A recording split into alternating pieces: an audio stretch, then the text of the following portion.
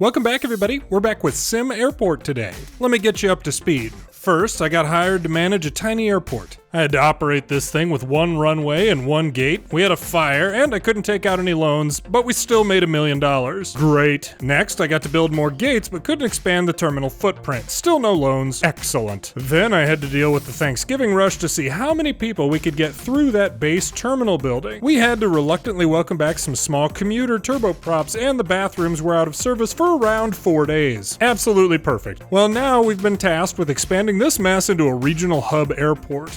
We'll be building a lot this time, and we'll be bringing in some of the biggest planes in the game. If you haven't yet, don't forget to like, subscribe, and tell me what other challenges you'd like to see in SimAirport or Airport CEO in the comments. Also, if you enjoy my commentary playthroughs, be sure to subscribe to Nodak Express Long Plays, which I'll link in the pinned comment. Okay, so we're picking up at the end of the last video, the Thanksgiving video. We've got 5 gates connected to the terminal, and we have one remote gate over here, which is where all of our Dash 8s and Beech 1900s, all the little turboprops are going. We do have the opportunity at this point to be doing some land expansion, and since we continue to make money here, even though we're still not taking out any loans, we'll probably start on that as well. But if we're going to be making a regional hub, I want to get multiple drop-off and pickups going so that we can have people getting out of the vehicles, out of their vehicles and the buses and that sort of thing at different locations. We're probably going to build another terminal down here. $2.1 million for this land purchase down here.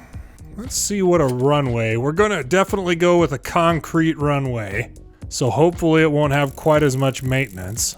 That only gets us to 190 length. I feel like some of the bigger jets needed like 240. Okay, we are gonna go ahead and expand. Perfect. All right, what is this? What is a big old long concrete runway gonna cost us? 72,000 bucks? That's not bad. That is not bad. Okay. Well, it was blocked by a fence, sure. We've had plenty of fence problems here. There we go. That expands a whole lot of options for us there. Some heavy Airbuses, 747. Perfect, let's do it. That was only 72,000 bucks for a big old concrete runway like that. That is not bad. And you know, I wanted to mention this. So I've noticed in the videos people complaining about me using, you know, feet measurements. I am from the United States, by the way. A runway like this, if it's going to be landing some of the heaviest planes around, this thing is probably going to be around 10,000 feet long, probably going to be at least 150 feet wide. And if you've never thought about how thick runways are, you know, really, a runway like this, even concrete, is probably going to be at least 4 feet thick for the heaviest airplanes to land on. But I know that many of you want that in meters, of course. And so you know what I've done? I'm giving up. I'm giving up on all this, and we're developing a new measurement unit. I'm certainly not afraid to do that here on this channel. We're going with a standard Rug tail. Okay, so that's 2.2 feet is a Rug tail, and that's 0.67 meters. And so you can look forward to all of the measurements on the channel just using standard Rug tails. And by the way, the volume of a runway like this, you know, 10,000 feet, 150 feet, and probably 4 feet deep, about 5.5 million corgis. I also wanted to point out here that, you know, your runways are set, or you kind of develop your runways based on the prevailing winds in the area. Global warming has affected us here such that our prevailing winds in this area are now north and south as opposed to east and west. So we're probably going to end up closing this runway. I don't know, maybe I'll leave it there as a, you know, feeder. From an air traffic control perspective, the aircraft departing to the north, going right across the short final for this runway, would be an absolute nightmare for things like wake turbulence, but that is okay. You know, I wonder how big this plot of land can get here. There's another 3.2, 1.4 million up there.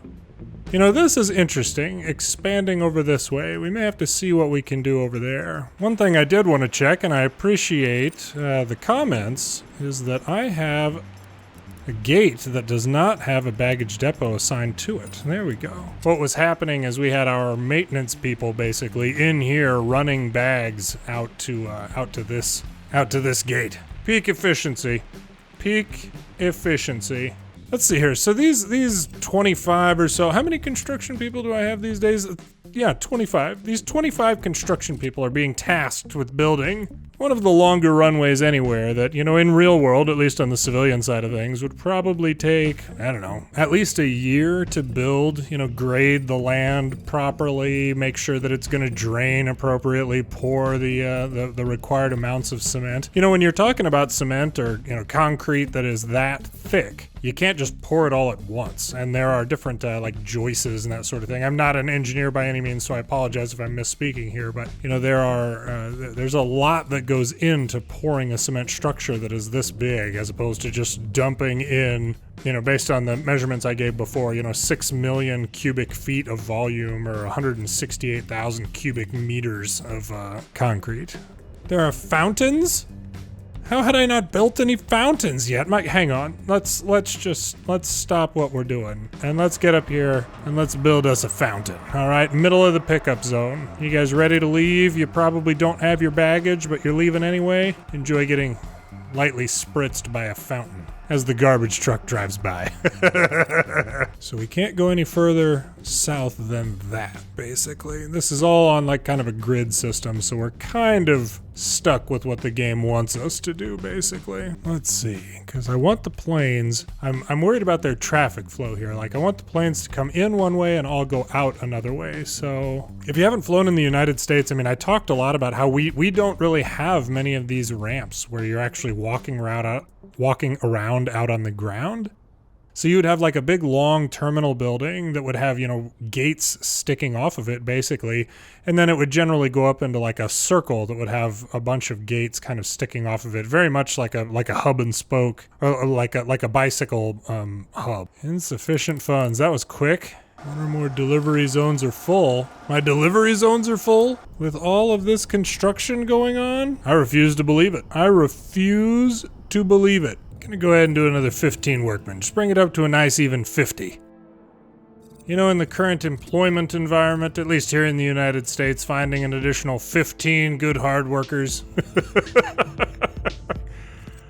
Almost impossible, frankly. What I really should be doing to make this more of a sim is just periodically firing everybody that I have. You know, rehiring new people, maybe not giving them as much training, you know, having to offer work from home solutions. Can you imagine like TSA security? It's working from home, no big deal. Oh boy, that security is a mess.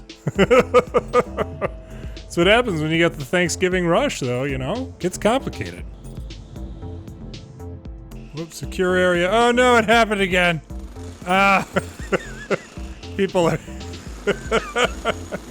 Get the foundation built, guys. Everybody's just, why? What? Leave the fence there. Dang it. It's like that scene in World War Z where all the planes are just trying to take off as the zombies are, you know, coming at them. That's exactly what's happening.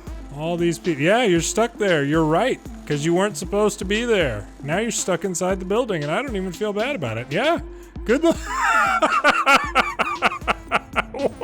What happened? Hang on. we need to discuss how all of you people just came down here and got yourselves built into this. Okay, this was not my fault. I do not feel bad about this. You know, I built so that fence would still be there, would still be applicable, and you people, this person is a pilot. This pilot right here, Alana Rickman, ridiculous. Good luck maintaining social distancing in there. Everybody got your masks on? You better. And you're free. You're free. Go back to your flights. Those airlines do not get to be upset with me about that, okay? That was something. Yeah, 70% satisfaction, you don't say. You don't say. Okay. It's been a little while here working on the second terminal. Let's grab a quick tour. First of all, on the first floor here, we've got a lovely ticketing area, of course, with a tremendous number of kiosks, as well as for those of you foolish enough to bring bags, we do have people ready to accept them before they disappear down into the abyss. We have 3 up escalators and 2 down escalators, and then the baggage claim area happens to be right here for people who actually think they're going to get their bags at some point. Who knows? But as you are getting ready to board the plane, you go up the first set of escalators, up another set of escalators, where you meet security. At this point, we have some room for expansion, of course, but this should suffice for our 2 large gates. You get through security, and then you go back down to the area where we actually have the gate agents. We're going to be zhuzhing up this area a bit, of course, and you will also notice that there are no bathrooms right now. But quite frankly, if you didn't hear about the Thanksgiving bathroom catastrophe we had here at the airport, it's really just, it's your fault. It's your fault. And a 787, interesting. How many passengers? 787, 300 passengers. What's the 747? 525 passengers, by golly. Yeah, we will take those from you. We'll just go ahead and take 2 for now. Don't worry about all these canceled flights. Don't worry about what any of that was. It's not important. Not important. Oof, we probably need to put some additional trash cans up here on this floor. Oh goodness. This might be one of the 747s we got coming in here. Yeah, back-to-back 747s. By golly. Look at that thing. Look at that thing. You guys are really kind of killing me with this. I might need to switch these so you don't make that turn.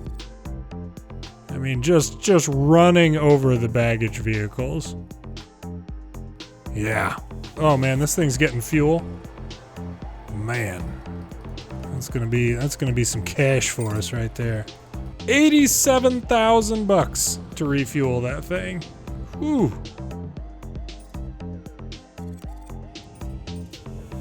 Yep. Having another situation here. You people are just ridiculous. And you're gonna get built into the building again. You all have to understand what's happening. Absolutely ridiculous. That's twice. That's twice in this session that you've all got built into my buildings, okay? You're all ridiculous. So in trying to build a bit of a utility building here in the middle, I've unfortunately forced people out onto the road, and I mean, I was worried about nothing. I was worried about nothing. The roads are thoroughfares for people and for vehicles. This is nice. This is nice. If I've learned anything during my time with SimAirport, it's that there is a tremendous fire risk on this particular floor. Garbage can 100% full, 100% full.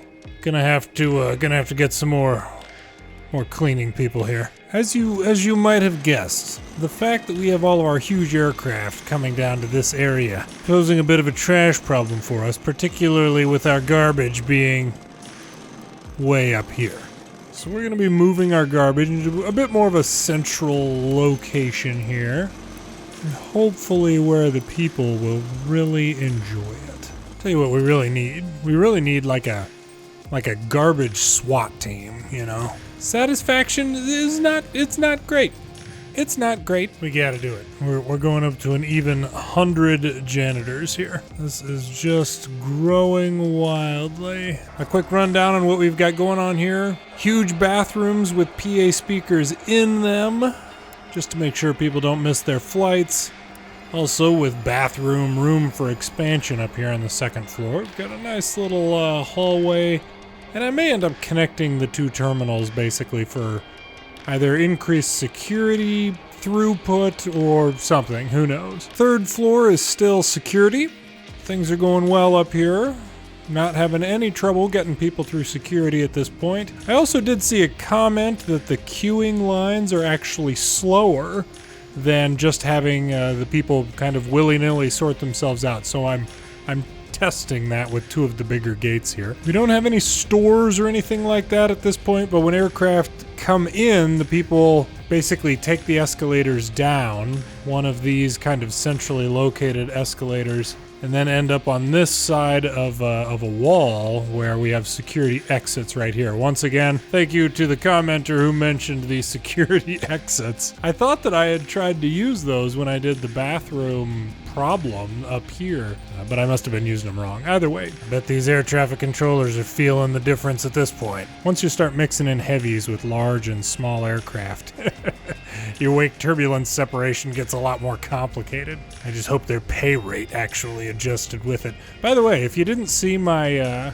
video with ATC Pro, a radar control simulator that I recently discovered, there was somebody who commented on that, you know, making fun of like a supposed real controller, you know, oh, at my level 12 facility, anybody who says tree, you'd get laughed out the door, you know, oh, that's ridiculous. That's not how you really do it. And to be clear, there's absolutely people out there that is there are controllers out there who don't follow, you know, the guidance and the written instruction on how to do all this. I talked about it in that video, the ATC Pro video, about how I always, when I controlled, I would always vector the aircraft so that they could shoot a safe instrument approach, generally an ILS. But I talked about how there was another approach in there, you know, that you just run aircraft straight at the field and hope for the visual. I mean, there are air traffic controllers who do that. That's not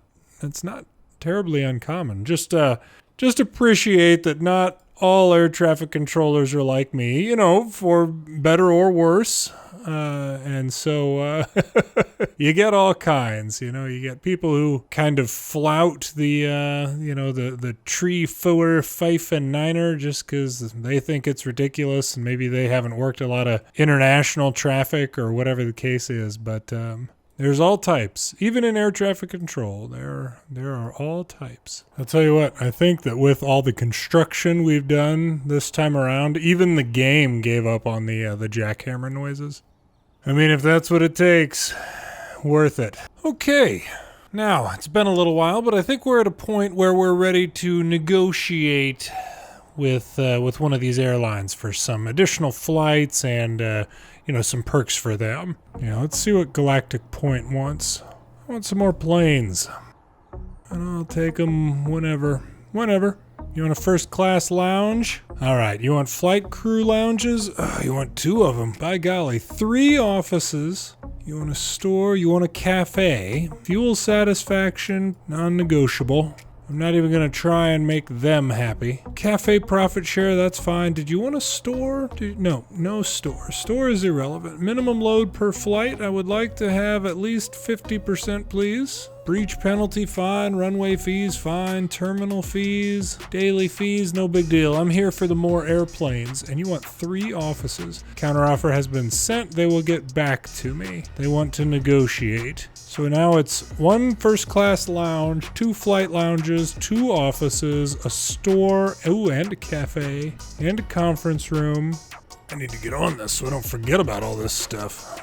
Honestly, I'm okay with all this. You can tell that they're excited about it, so they think they're getting a good deal. But, we'll see. They have accepted. Okay, fair deal. Now we need to get on building their stuff. I feel like we probably don't have the necessary clearance there, but, hey, that's not my role to verify those things, okay? I gotta say, our, we've had to make some changes here. We're up to 100 janitors, 75 workmen.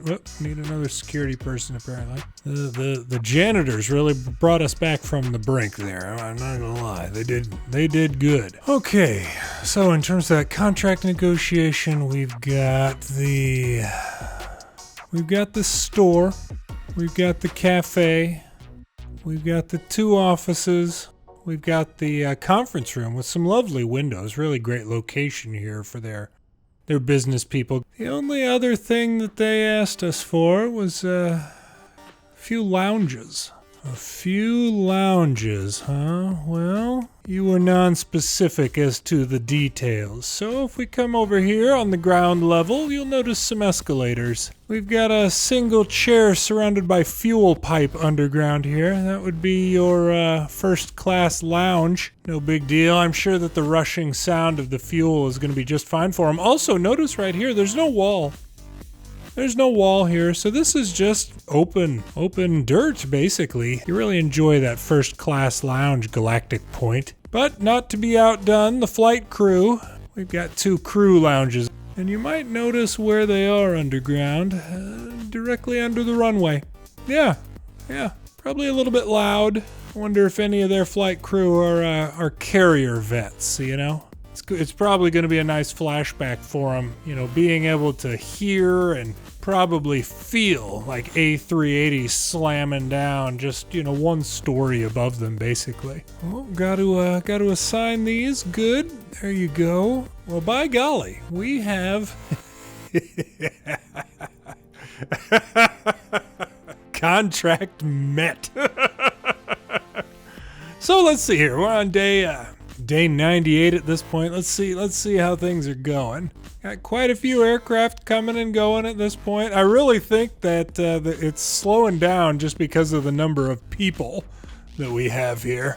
Let's see, we had 125 flights with a number of delays and that sort of thing. But we could, I mean, once I go back and do something different with this terminal, and maybe, you know, I'm intrigued by the idea of expansion over this way. I'll have to take a look at kind of what all happens there, but I'm sure that's the last time Galactic will try to work me over in a contract negotiation. Don't forget to like and subscribe if you haven't yet. Let me know about any other challenges or unique things I can't miss in SimAirport in the comments. Hope you guys are all enjoying this as much as I am, although I'm sure Galactic is enjoying it a little bit less these days. Thanks for watching.